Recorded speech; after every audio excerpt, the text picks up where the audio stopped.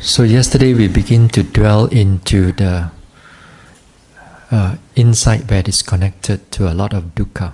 Here, all this dukkha is due to this arising and passing away as we pay attention to the objects of mind and body. In many ways, this dukkha will be presented, will be arising, but not necessarily all the time. It must be strong pain, big pain. This type of dukkha arises due to the noting of this arising and passing away, and the dukkha arises as such as weariness, oppressive in the heart, something like that. Okay, occasionally also, even when begin the meditation, if you're able to notice our rising, falling, or some other objects, once in a while you also may feel for a short while the weariness or difficulty while noticing the object, although the objects are clear. So next time when it arises during your practice, don't discard them away, don't push them away, because certain time that aspect of dukkha, it begin to show it to you for that period of time. Sometimes yogi thought that while paying attention, like rising and falling, or sitting or touching sensation, they thought that they must not able to feel all this difficulty or all this suffering that comes with this object. So when this thing happen, next time if you pay attention to this, don't get too thinking that or doubting that your meditation is doing something wrong. So we come back to that arising and passing away. As we notice this arising and passing away, many types of weariness, difficulty in the practice arises, especially in those level of insights. Sometimes in the suttas, you may read that the Buddha used the word dukkha in the impermanence. So here, the impermanence or the anicca here is connected to all this arising and passing away, and how they disappearing, and while you are noticing it, then the different degrees of dukkha arises because of that arising and passing away. So during this time, a yogi must be confident. You must be really confident to pull it through, because actually you can still meditate, you can still walk, you can still sit. It's just that the process that going through noticing this, it's difficult.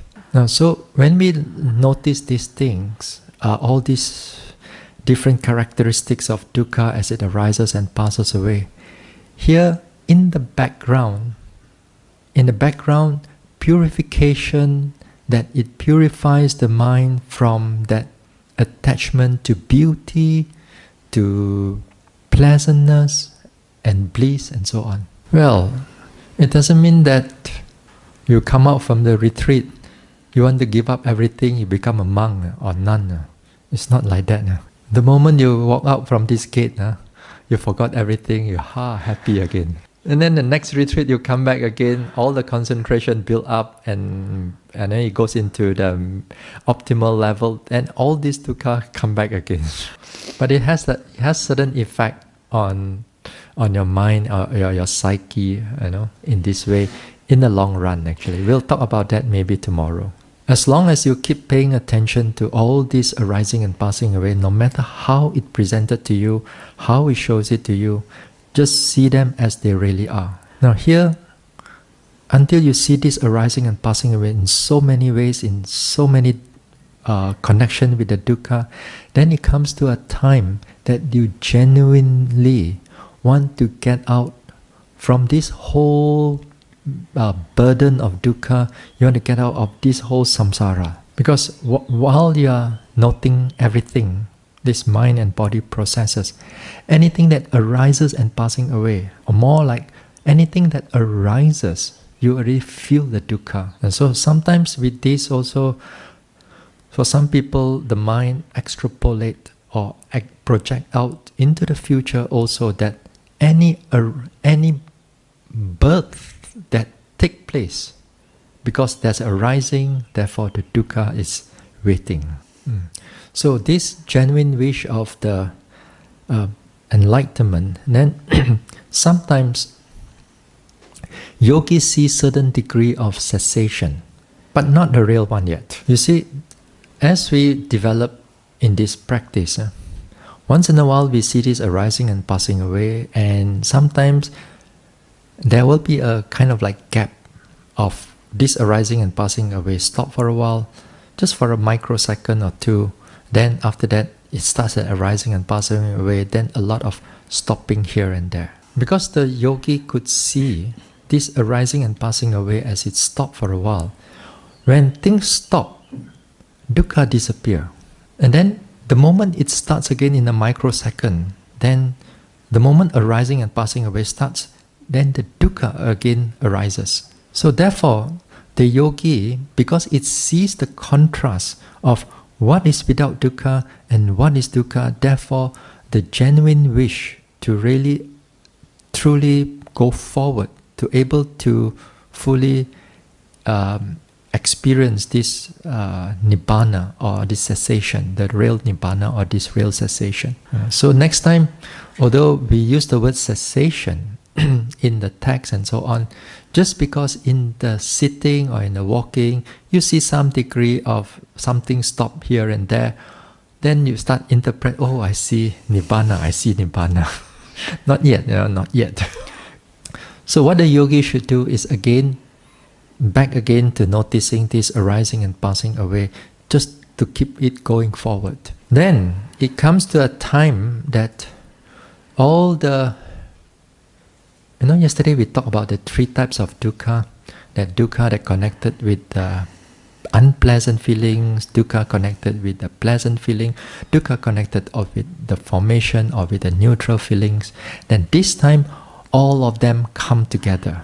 I call it the mother of all dukkha. It's good because this time, all the different aspects of dukkha is going to come in to show you and repeat the whole process, that things that you have seen before. Sometimes, as I said, you may notice this process of arising and passing away, let's say in the body area. But while you're noticing this arising and passing away, the weariness, the oppressiveness is so strong. And on top of it, or on the bottom of it, your leg is so painful right now. So you may see a lot of all these different types of dukkha. And again, even when you get up for walking, the moment you start concentrating on your lifting, pushing, dropping, or some secondary object, anything that arises also feels dukkha even in the walking. When this type of dukkha arises, it's because of that concentration, it's very strong and continuous. But the moment you drop off all the concentration, you drop off all the mindfulness, you just take it easy, then all the dukkha disappear. You just go back to this one, then you don't feel anything at all. Just like that. Now the yogis begin to understand that when the mind is at its peak, at its paying attention, all the truth, it's able to be known, to be seen. But once the mindfulness is dropped, the concentration drop, you drop everything, then all this dukkha, all this anicca, all this arising and passing away, they just gone back to their, they just been covered up again. So during this time, although it's difficult for some yogis, they have to go through this thing for a longer period of time than compared to other yogis. Some yogis goes it short period of time comparatively to others. So each and every yogi can have a different length of time when it comes to this experiencing of dukkha. So therefore, yogi should keep going and going, until this time. As it progress on, then it comes to the what we call the doorstep of Nibbāna, but not Nibbāna yet. Doorstep. Here again, all this arising and passing away is being kept noted again and again and again and again. Now this time, instead of that weariness that you have, this time the mind becomes very stable, very equanimous. No matter how things are painful, difficult and everything, but now this time is not affected by all these things. The mind is so balanced that any difficulty, even like any mosquito bite or any strong sensation that normally you have to scratch it or you have to move your leg or whatever, this time the mind, although it feels it, but the mind is not affected at all. Also, like your thoughts, all the thoughts that we talk about, those emotion states that are past that give rise to all kinds of sadness, all kinds of anger, all this time, although the memory is still there, but now an ounce or little emotional state also is not being affected. Although you see the same memory of the past or to see the same person inside there, but it does not affect you at all. You know, like when you when you train your dog, you tell your dog, sit, it sit. Now the mind thinking, stop, it stop. Now when you are meditating, when your thoughts are thinking, you ask it to stop, the thoughts will ask you back, why should I stop?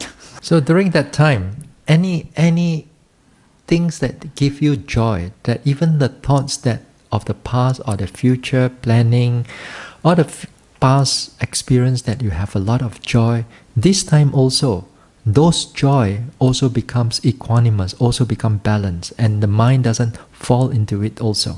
So a lot of our mental entanglements and mental emotions and mental suffering that we go through in life and all that thing, when we reach to this particular level, everything is being sorted out, everything is straightened out, because all these things does not affect you at all. Isn't it nice? But while you are there, you don't feel that is nice or not nice. It's just neutral. So that this time the mind is not attached to all these things. Even all the suffering and all the weariness that arises, the mind is not averse to it, is not angry over it. The mind just go into all this equanimity. So here they call it the knowledge of equanimity, because you feel a lot of equanimity. Equanimity of formation. Formation here, the mental and physical process. That means nothing affects you and it's only equanimity there. So for Nibbāna to be realized, it's not based on joy or based on happiness or pleasantness. It's based on a very clear penetration, and at that time the mind is equanimous. So this time the equanimity, it also comes with another thing, which is called the long process of meditation. When we say long process of meditation, this is the moment you wake up, you open up your eyes, you already can start doing lifting, pushing, dropping already. It sounds very strange, but the moment you start off, your mind is totally alert, and you can maintain that alertness until the night at 10 o'clock. And the gap is very little, it breaks. Some people say they can sit long. Yes, also if you want to. But if you are in the Vipassana retreat, even at that stage, it's better for you to go 1 hour walk, 1 hour sit. Even because of that. Even you have that level of insight. Now, while it's happening there, whether it's walking or sitting, it really does not really matter at this point, because you finish whatever that you notice in your sitting. When you start into walking, whatever you haven't finished there, it continue in the walking. So here the long process of meditation, and it's really good. Its mind is really stable. You can be mindful, however, in whatever position, whether in your eating, this one or anything, the mind, the noticing mind is always there. Now, what a yogi noticed during this time, again, is still arising and passing away. But this time, the arising and passing away that they see is very much connected to the deeper aspect of anatta, the non-self. Against the view the Buddha used also, impermanence, no, anatta in the impermanence and also in the dukkha. Because this time they see this arising and passing away and difficulty and so on. While they are looking at it, all these things, all this behave like on their own. Nobody control it. You cannot figure out what you want to do, and therefore everything, all the different aspect of anatta begins to come into. Even like, for example, say walking meditation. Say for example, the walking meditation. Say for example, this time when you notice the intention, you notice intention arises, then you notice something that the leg is lifting up, and before it goes into pushing, you notice the intention, then the pushing starts. But when you go into the deeper aspect of it, the nature of the intention is that how the leg is not going to move, but how is it going to move? In which direction is going to move? In which pattern is going to move? That intention knows everything first before everything is processed here. So even like your sensation, let's say now you pay attention to something warm over there, but this time when it's there, the mind knows first the warmth is coming, then only the warmth comes up. The mind also knows beforehand exactly how that warmth is going to spread in whichever way. The mind knows first. So the intention, when we notice in the earlier level of intention, we just notice the intention and how it moves. But in the later, deeper intention, you see that how much is formation of the intention connected with all the little movements of the body or mind. So while you are noticing all these things, the idea of I, the idea of I am, wants to do something, wants to make the hands move this way or go this way. All the idea of I just disappear because everything, every small little thing, the mind comes first. So for a period of time, then this time, the idea of an I, the perception of an I is all gone. It is only everything is just due to condition, or you see it as non-controlling. So next time when we use the word anicca, dukkha, anatta, is actually a process that a yogi goes through. Not like as you like anatta or dukkha or then anicca, or the sequence of anicca, dukkha, anatta is because how the mind is progressing. Again and again, also on this stage also, you see a lot of like things are stopping. Watching everything, things stop, watch everything, something stop. As if like it stop on its own, is start again on its own. Sometimes the starting and stopping, you can see that other objects or other arising and passing away affecting it so that this one starts. So again here you see different conditionality. When you see this conditionality, how one affecting the other object, here also in a way you see as anatta. Now, while we are noticing this, wonderful, you keep going and keep noticing, keep practicing, just like what you are doing right now. Walk, sit, and then progress will keep going. Now, sometimes this arising and passing away, although it's already fast, again, sometimes for some yogis, this one picks up speed again. The arising and passing away goes even faster. When it goes faster, sometimes it goes faster, slower, in order to make the mind mature, so that one is ready for the realization of Nibbāna. Now, depending on each personality of the yogi, each one may be different, but how you see that fast arising and passing away, some people see it as anicca. That thing that is going very fast is anicca. Some people see it as arising and passing away, see it as dukkha, and some people again see it as arising and passing away in a very fast manner, seeing it as anatta. Some teacher says that those who see it as anicca, much more, and those people who see dukkha less, and those people who see it as anatta even less. In the Visuddhimagga, in the commentaries, it mentioned that this part here area is called the triple gateway of liberation, because it is because of you seeing this arising and passing away in the way of anicca, dukkha, anatta. Then the next thing arises is the enlightenment mental, the mental process of enlightenment. We use the word mental process of enlightenment because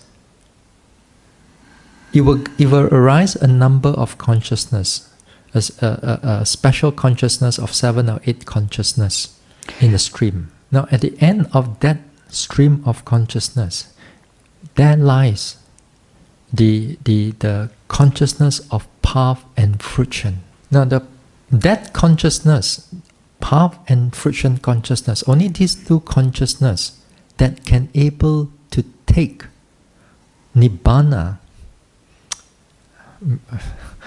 the element of Nibbāna as an object or its reference. You see, it's difficult for sometimes for us to understand. When we say it takes up Nibbāna as an object, it's more like the mind itself, the path and consciousness itself realized Nibbāna. Realize means that in a way it's not being created or disappeared, it's actually already there. Inverted comma. Now here is where your peak of all your development, all the sweat and tears and hours and hours, countless hours of walking, sitting, then it comes to that peak. But that meditation, that all this support your meditation, also comes other supportive factor like your morality, your generosity, your kindness and everything also support that meditation. Sometimes, especially Western over here, sometimes yogi, they come in without morality, without bothered about generosity, with all these things they don't bother, they just want to meditate. It's going to be very difficult for you. Then you go into Asian culture, then they have all this faith, generosity and everything, but they don't want to meditate. Again, you see, it's only a balance of both area, and all this area, when it all balance up, then only really you have the supportive conditioning so that the peak or the Nibbāna can be realized. But as much as realization of Nibbāna is concerned, but the thing is that actually that stops the whole cycle of birth and rebirth is because of that path consciousness. The job of that path consciousness is the one that it eradicates the latent defilements. To understand what is latent defilements, then again you have to understand at least the whole context of defilements. Now, how does all our defilements, such as like our anger, our lust or desire, our jealousy, what else you have? So many things you have. So how do they arise? Now, the first level of defilements that arises, it arises in our actions and in the speech. For example, when the mind is angry, it comes out as the words that comes out. It can be harsh, can be foul words, can be cursing and so on. Or maybe connected to desire, then one wants to, or a person wants to lie to get what they want. Or sometimes in action, if there's anger, then it arises in the killing, stealing. Now, to overcome this type of defilements, therefore, this is the first type of overcoming is by using our morality. Now, the morality, we can divide it into two types of morality. One is to abandon, the other one is to perform. For example, to abandon. To abandon here means, to prevent. To prevent here means, like, for example, like your 8 precepts or your 5 precepts. Everything don't do.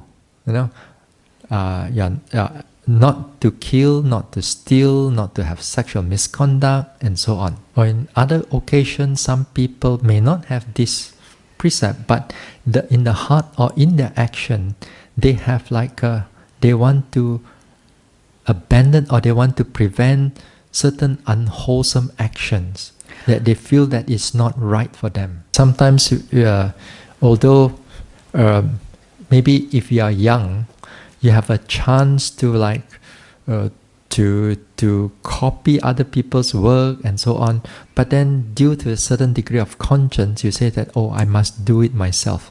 Then here you prevent yourself from copying other people's work. But nowadays the copying becomes very blur in the real world out there. Out there. Sometimes nowadays you want to do something, you just ask AI to do it for you. Next time you want to learn about mindfulness, let's say, don't come and see me, go and ask the AI. They have more information compared to me.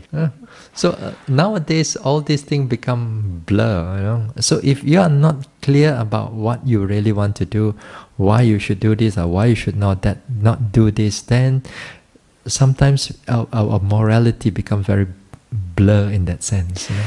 Now the one that perform, like acting out of like kindness or being generosity and giving, or giving food to other people, help other people by your effort, by your time.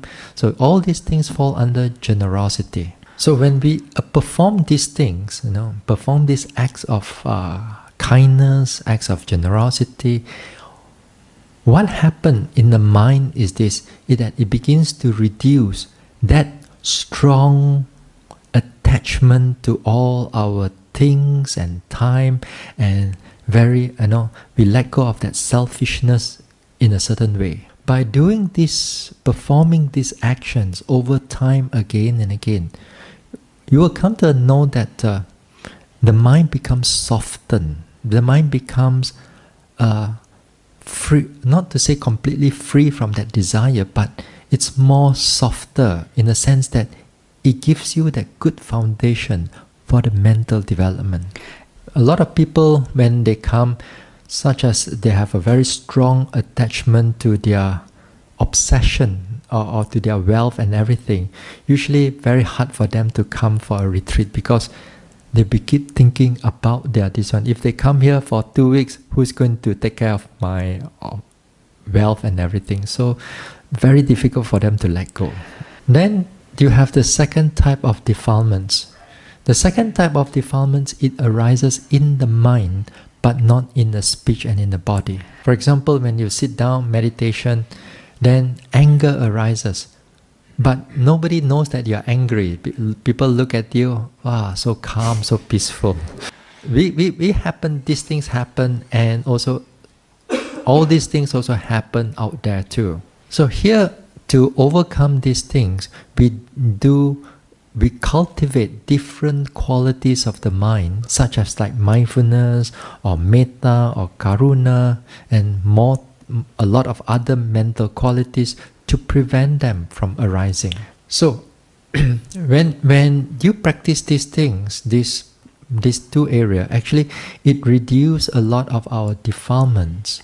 But then when condition is right again for it to grow, you know that it will still spring up again and again, every now and then. This arising of these defilements, no matter how much meditation you do, how much strong morality that you have, when the condition is there, it will still spring up again. Because these defilements, they are again falls under the law of karma and its resultant. Therefore, when this arises, it gives rise to unhappy resultant. That means defilements, it conditions for future birth to keep going. And all this birth and so on, inside this mind body, there's always arising and passing away. And this arising and passing away keep arising suffering and oppression. So therefore, then it comes to the third type of defilements. Here is called the latent defilements. The first two types of defilements produce karma, but the third type of defilement, it does not produce karma because it hasn't come up yet. But when the condition is there, it will spring up, so-called the defilements spring up from this latent tendency, latent defilements into the second type or the first type. Now that latent defilements can only be eradicated by that path consciousness. When this path consciousness do the eradication, that means that it eradicates that particular defilement so that in future, in any future birth or anything, then even the condition is right, but that defilement cannot arise. So when that defilement is eradicated, therefore birth and rebirth in the future will come to stop. Now when you practice from now until, let's say, the first level of enlightenment, which we call the Sotapanna or stream enterer, here the Sotapanna begins from that path consciousness, because the eradication has taken place and at the same time Nibbāna is being realized. So with that, when there's an eradication take place, therefore, as I said, future birth and rebirth is going to stop. But the first time when you reach this, then there's two types of defilements is being eradicated. Usually, most of the time you use the three fetters, but actually it's only the two kinds of defilements. In the three fetters, when we talk about the 10 fetters, when the first three fetters is being eradicated is Sakkaya Ditthi, the personality view. Here, the personality view has a connection to the perception of anicca, anicca. Then the other one, the eradicated is also the believing that external actions or external way of doing things will give rise to enlightenment. For example, there are people who believe that by hearing certain chanting, immediately enlightened. Or during the Buddha's time, if they believe that enlightenment comes in if you act like a cow or like a dog. So this Sakkaya Ditthi and these wrong actions that believe that this is going to give you enlightenment, both of these falls under wrong view. So wrong view, one thing. The second one is the skeptical doubt. Now this skeptical doubt is doubting whether this practice can give rise to enlightenment, can give rise to concentration and so on. Sometimes people criticize, for example, rising, falling, are they actually taught by the Buddha and all these things, Even sometimes yogis, without understanding, they doubt that if enlightenment, why must we go and look all the pain here and there? How the enlightenment is going to come with the pain? Or sometimes the yogi doubt themselves whether can I do it or not. Maybe I don't have enough paramis, I don't have enough good deeds, and then all these are all doubting oneself. Sometimes I also heard that there are people, there are devotees even question, did the Buddha actually taught vipassana practice? So all these type of things, of all this type of doubt, because again they don't see how everything progresses, they don't see this progresses can lead until enlightenment. When you come to the path consciousness, that's where it eradicates these two things, so that in future, no matter which rebirth that you go through or whichever condition is there, your doubt and your wrong view will not arise anymore. So that's why as we begin to practice this meditation, vipassana, satipatthana, here is part of a important aspect is to begin to change how we see things in life, because a lot of times we hold on to wrong views, and by holding on to wrong views, it becomes a strong hindrance for the progress. So we see that the path take care of the defilements, but the path itself and the fruition, it's realized Nibbāna as an object, as an element. So now what's Nibbāna then? Finally, Nibbāna is nothing. We call it cessation. Yeah. Because this time is the cessation of this arising and passing away. Arising and passing away means dukkha. When the arising and passing away completely stopped, then once realized Nibbāna, and Nibbāna is this stopping of this arising and passing away completely.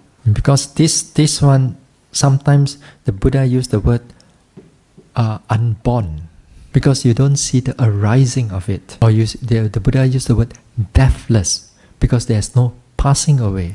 Or the Buddha used the word unconditioned, because there's no condition is affecting this cessation. So finally, you meditate for nothing.